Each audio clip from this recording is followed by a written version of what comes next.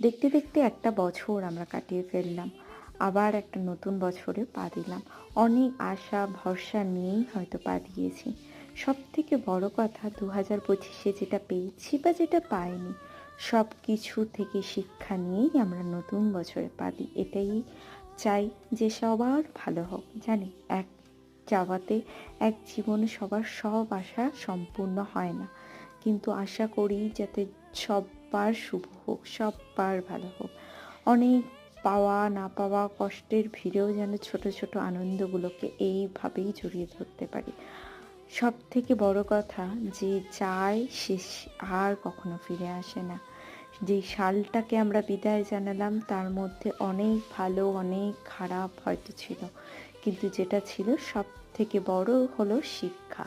শিক্ষা মানুষকে অনেক ভালো মানুষ করে তোলে।